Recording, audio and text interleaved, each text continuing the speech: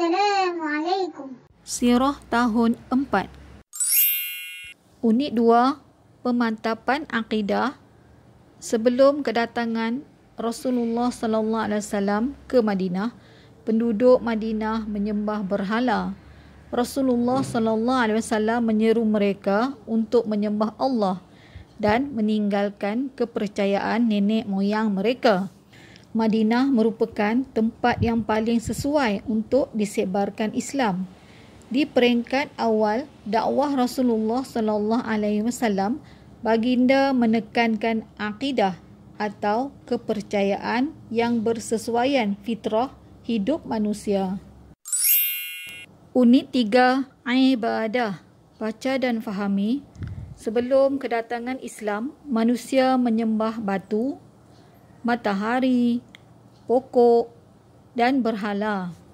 Ibadah solah diwajibkan ke atas umat Islam sejak awal dakwah Nabi Muhammad sallallahu alaihi wasallam, iaitu solat 2 waktu yang dilakukan sebelum terbit matahari dan sebelum terbenam matahari. Ketika peristiwa Isra' dan Mi'raj, solat difardukan sebanyak 5 waktu seperti yang ada pada hari ini. Ibadah solah merupakan ibadah asas dalam Islam. Jika tidak sempurna solah seseorang, maka tidak sempurna agamanya. Sabda Rasulullah sallallahu alaihi wasallam, "Inna awwala ma yuhasabu bihil 'abdu yaumal qiyamah min amalihi salatuhu, fa in saluhat faqad aflaha wa anjah, fa in fasadat faqad khaba wa khasir."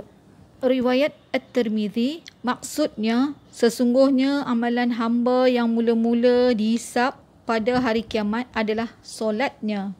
Jika elok maka dia telah berjaya. Jika rosak maka dia telah gagal dan rugi. Rasulullah sallallahu alaihi wasallam membina masjid pada tahun pertama Hijrah. Kemudian disyariatkan azan untuk mengingatkan orang Islam tentang masuknya waktu solat fardu.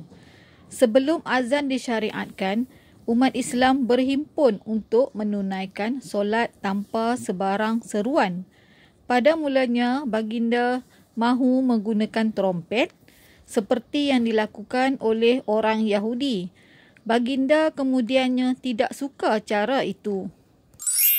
Kemudian Rasulullah sallallahu alaihi wasallam mengarahkan dibuat loceng untuk memanggil orang Islam menunaikan solat. Tidak berapa lama kemudian 2 orang sahabat menyatakan bahawa mereka telah bermimpi dan diajarkan lafaz-lafaz azan, lalu diberitahukan kepada baginda. Baginda memberitahu bahawa wahyu telah diturunkan terlebih dahulu menjelaskan lafaz-lafaz azan.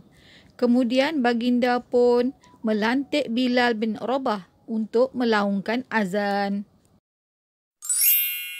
Setelah menanamkan akidah yang teguh dan difardukan solat 5 waktu dan terbentuknya negara Islam Madinah selepas hijrah, barulah difardukan ibadah-ibadah yang lain.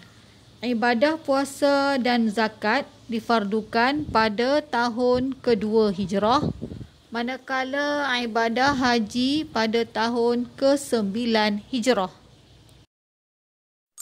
Aktiviti menjawab soalan berikut.